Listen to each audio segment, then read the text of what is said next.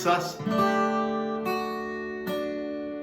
The intro for King of Kings is played on piano. So if you have a piano player in your church, don't play it on guitar. It sounds beautiful on the piano. But maybe you're in a setting where it's just guitar and you want to try that. If you're not confident with it, I would just start the song by doing some chord rakes. Something like that.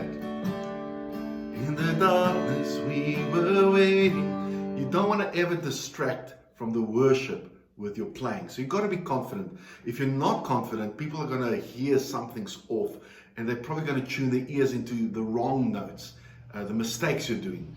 Little mistakes here or there, gets hidden by the flow of music. But if it's stocky and stuttered and broken up because you're not confident, then play it at home. But in a church setting or small group setting where you worship, play in a way that is confident at your level. But for those who want to try and play this intro on guitar, it uses the D chord to Dsus towards the end of that intro. So I'll put the tab on screen as well.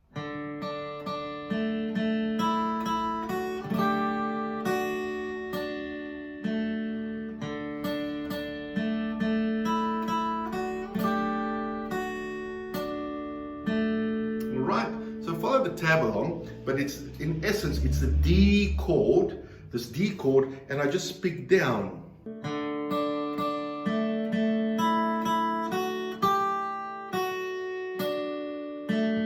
The nice thing is if you have the chord in place while you pick those notes and you pick a wrong string, the chord means the notes are still going to harmonize with the melody. It's going to still sound good. It's not going to clash with what you're doing. So I'll do it on purpose. I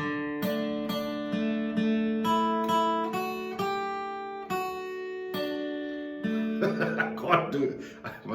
All right, let me try again.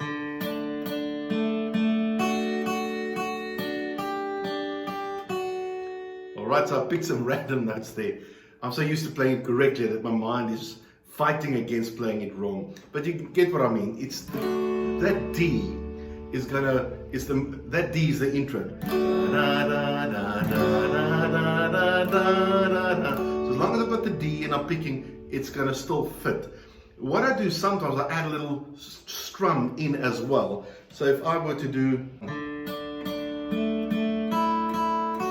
Dsus. So when I hit that da da dum, so when I hit that G note, I'm gonna do Dsus strum.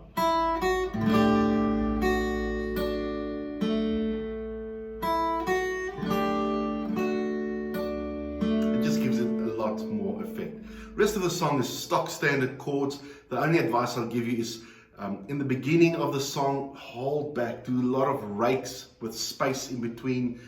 Even the chorus, a little bit more strumming, and then when you hit verse 2, you can really get into the groove. Don't play the same from the verse 1 to the very end of the song, because then it becomes monotonous. It's the same the whole time. You don't want to be the same the whole time. You want to have dynamics in your music. So white space, that's what it is. It's white space. So rakes up front, breathing space in between, and then as you hit verse 2 you can do more, and then verse 3 it holds back a bit and it comes in halfway through verse 3 with rakes. Now my chord sheet, you can download it for free on the link below. I like to redo mine in color, and there's a little note here or there that says add bass guitar from this point on. In our church we have a full band, so that means that I would sometimes not even play for one of the verses, and we have only the piano play while I hold back on guitar, and then later on in verse 2 I start playing guitar, and that just gives it that variance and that layer. So try those things at your church. Variance is a great dynamic to use in playing praise and worship songs. Happy guitaring.